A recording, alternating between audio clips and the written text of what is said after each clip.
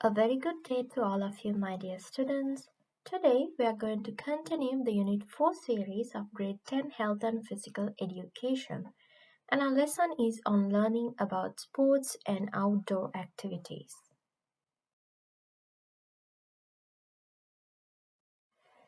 So, if I recall your memory on the lessons you have taken on football in your previous grades, football is also known as soccer, and it is a game played between two teams of 11 players each. So there are two teams and each of the teams have 11 players in it. And the goal of the game is to score goals by kicking the ball into the opponent's net. And the players cannot use their hands except for the goalkeeper, who is allowed to use his hands inside the penalty area. And the game is also played on a large field with a goal at each end. And the players use different skills like passing, dribbling, shooting, and tackling to move the ball. So there are 7 skills or techniques of football that we'll be talking under this lesson. And they are dribbling, kicking, stopping the ball, heading the ball, throw in, goal defending, and goalkeeping. Alright, so here we are going to talk about kicking the ball, the technique of kicking the ball. And it can be done in 4 ways. Here we are going to talk about 4 ways. Kicking with the toe, kicking using the inside of the foot, kicking with the outside of the instep, and kicking with the heel. Kicking with the toe is also known as toe kick, and as the name suggests, you use the tips of your toes to kick the ball, and you can move it at a fast pace along a straight path using the toe kick. And then comes kicking using the inside of the foot. The inside of the foot, which is the curved inner part of the foot. You can use the curved inner part of the foot to kick the ball either for long distance passes or for short distance passes. And then comes kicking with the outside of the instep. So instep is different from inside of the foot. Inside of the foot means the curved inner part of the foot. Instep means almost like the top part of the foot, like where the shoelaces are. So now you kick with the outside of the instep. So outside of the instep kick is used to make the ball move along a curved path. You direct it along a curved path, and for that outside of the instep is used. Not the inner side of the instep, but you use the outside of the instep. And then kicking with the heel means you kick the ball, kind of flick the ball backwards. You cannot kick it to very far distances, but you can just flick the ball backwards and deceive the opponent. And you can use the heel of your foot to flick the ball back.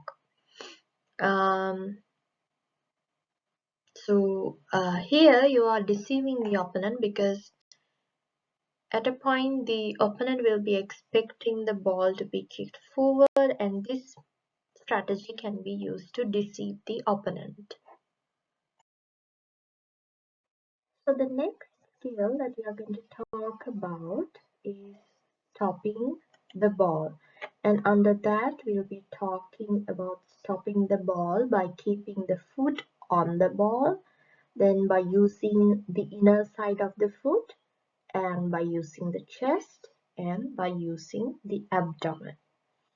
So when it comes to stopping the ball by keeping the foot on the ball, you stop the ball by keeping the sole, the sole of the foot on the ball as it comes rolling along the ground. So If the ball is moving through the air, just as it touches the ground only, you can stop the ball using your sole of your foot. So that is basically stopping the ball by keeping the foot on the ball. The ball should either come rolling on the ground, or if it comes by air, it should land on the ground, and as it touches the ground only you can stop it using the sole of your foot. And then stopping the ball using the inner side of the foot. So whether it's a slow moving ball or a fast moving ball, you can stop it using the inner side of the foot.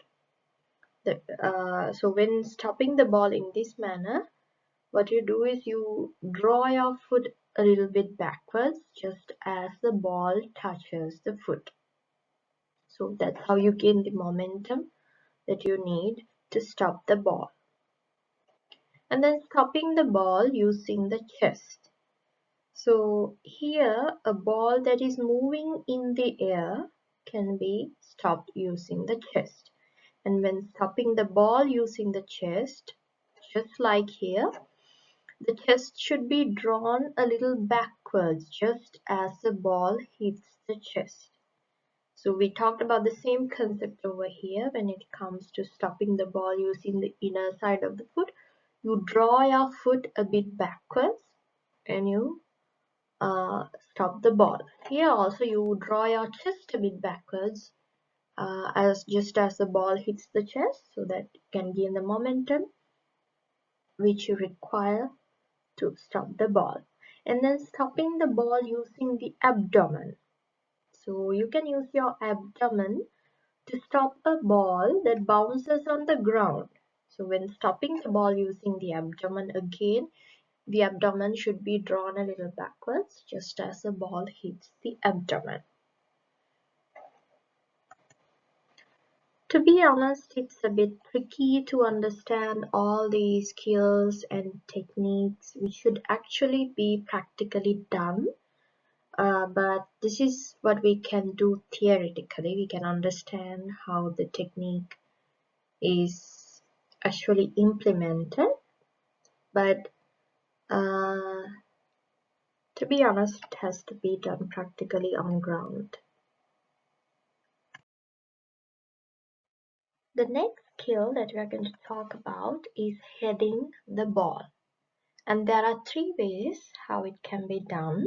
Heading the ball without a jump, heading the ball with a jump, and heading the ball that is coming from a side with a jump. So when it comes to heading the ball without a jump, now you can see the ball is moving in the air.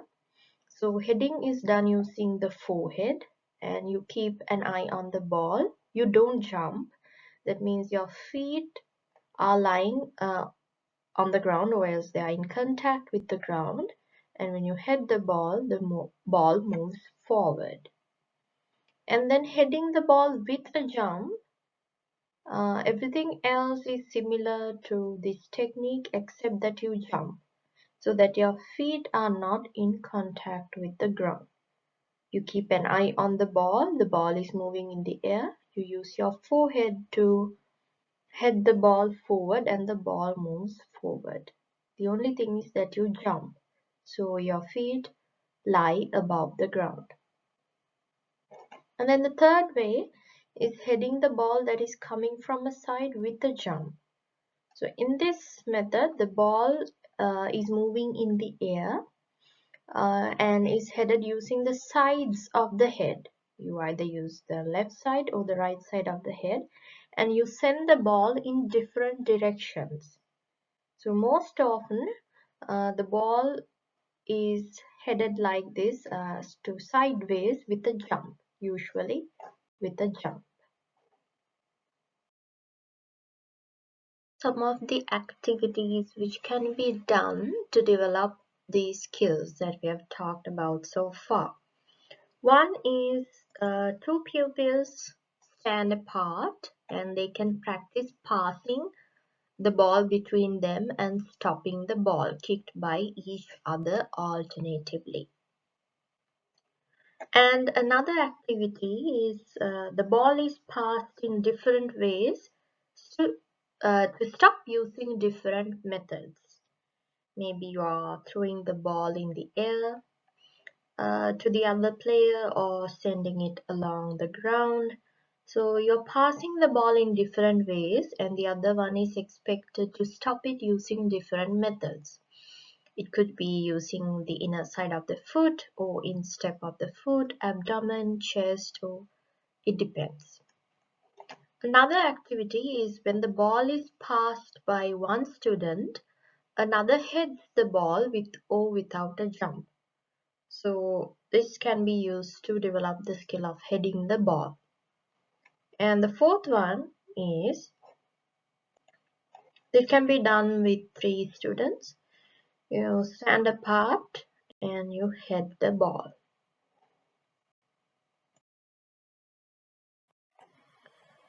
If we talk about rules and regulations in football, each team can have up to 11 players on the field, including one goalkeeper.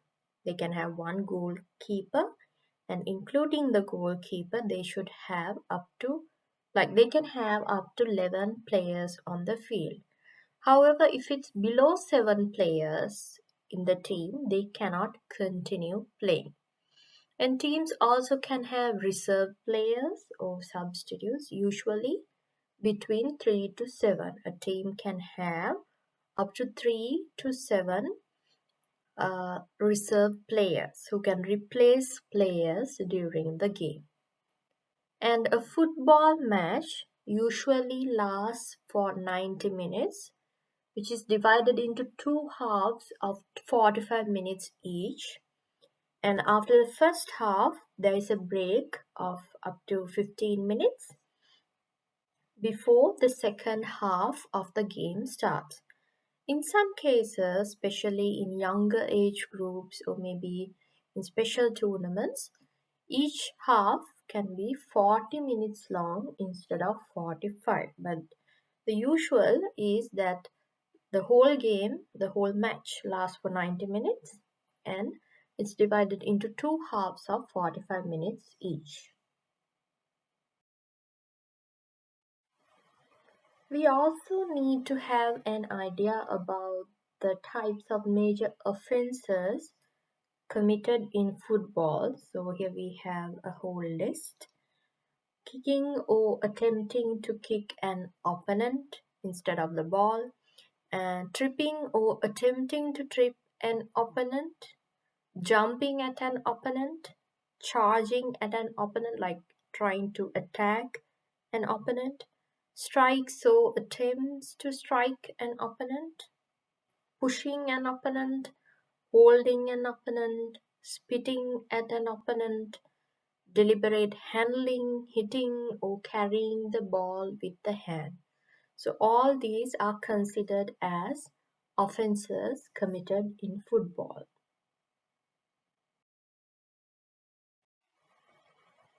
When it comes to judging football games, so there are certain officials who judge a football match. They are the referee and then there are 2 side referees. And the referee has a certain set of responsibilities while the side referees have another set of responsibilities. When it comes to the responsibilities of the referee, he should check the legality of the football ground and also the football.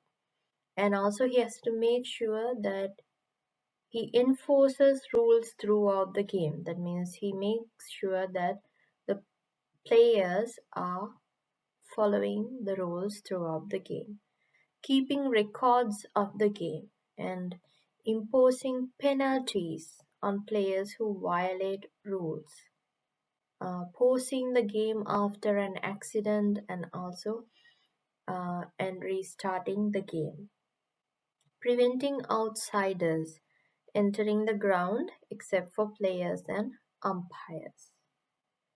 And then when it comes to the set of responsibilities of the side referees, so the side referees, they should assist the referee. and they can give signals when the ball moves out of the ground.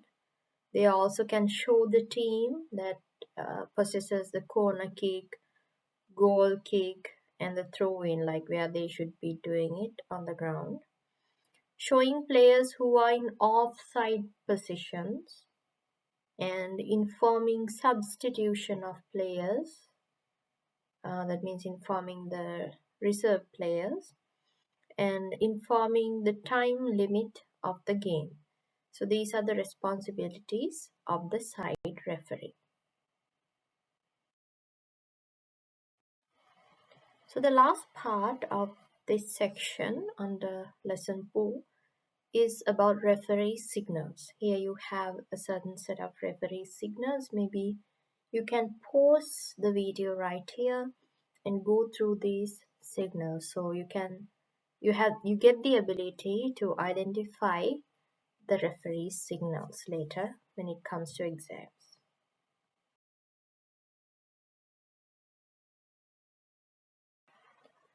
So that brings us to the end of the lesson on football, and thank you so much for listening.